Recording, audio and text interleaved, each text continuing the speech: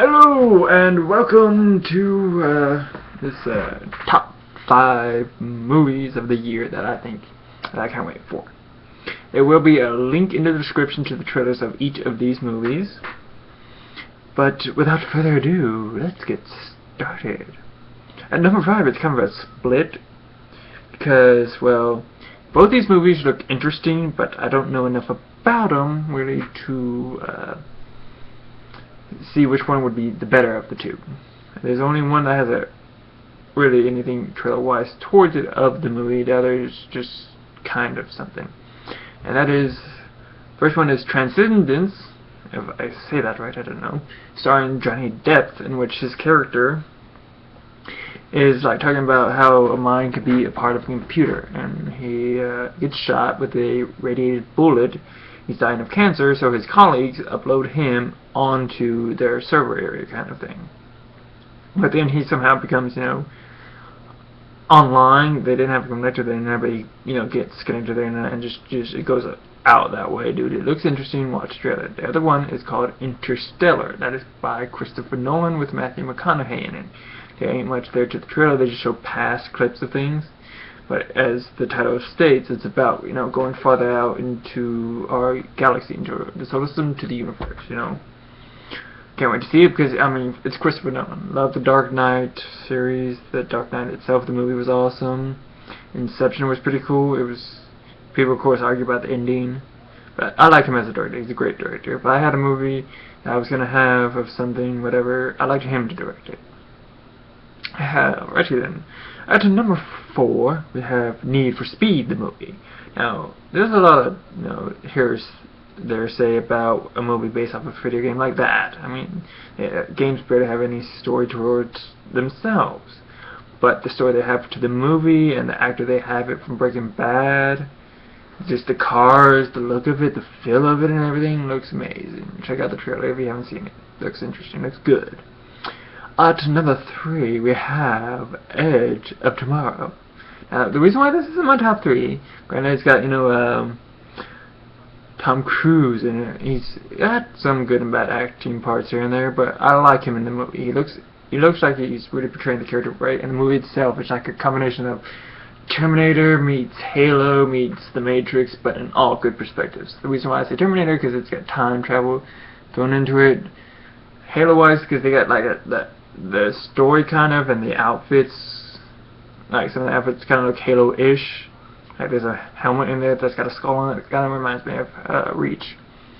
And throw into the Matrix is the enemy that these people are fighting look like those squid things from the Matrix. But it looks like they threw all these things together, and it just looks interesting. If you haven't seen the trailer, I recommend seeing it. The way they have the whole thing set up with the music and everything, it's awesome.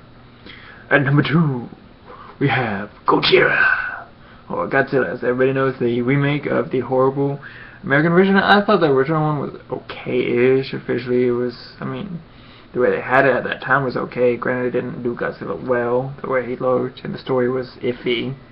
They tried to be too comical with it. But the newer version looks amazing. Again, another Breaking Bad character. We have Mr. White in it. Mr. White! Yeah, he looks cool. People say, with the way I look, and my hairstyle, and my fedora, my family, comments sometimes, look, it's Mr. White! Whatever, it's great. And at number 1, numero uno, the movie I pick of the year to be, interestingly enough, a good movie, we'll see, X-Men, Days of Future Past. Now, I know it's a comic book movie, and I'm kind of a comic book guy. I got some tattoos of comic book stuff here and there, but the reason why I say it looks like a good movie, it looks like a good movie. It's wrapping up all the X-Men stories together, almost.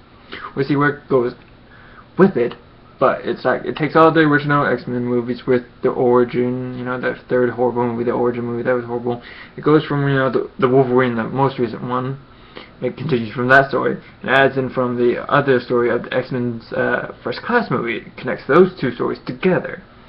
And the thing about it, the way it looks okay, but is it's got so many mutants in it, just like the third movie though. That's why I say because the third one had so many in it. I think they had too many in it. They tried to throw too many story arcs together, just like most trilogies, most trilogies in comic book movie wise fall flat because they just try and cram too much into one story, and it's just a bad combination. Don't throw too much at once.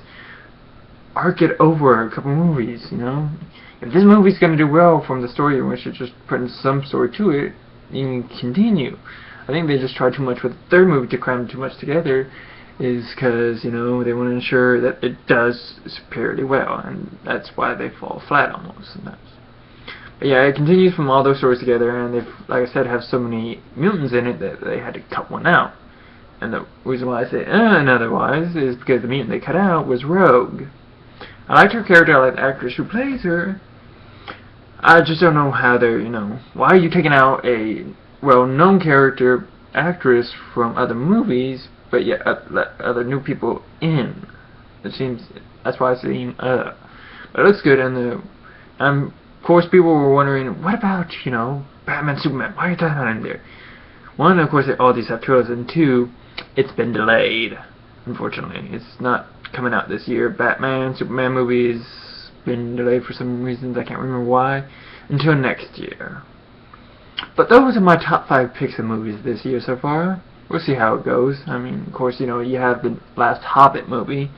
Didn't talk about that because one, there ain't much there to say yet, and two, it's still unclear, just like the last movie, if it'll be at the end of this year. 99% most likely it'll be at the end of this year in December, just like the last 2 movies, but we'll see. Who knows? Thank you for watching, you dirty, dirty freaks. Freak out!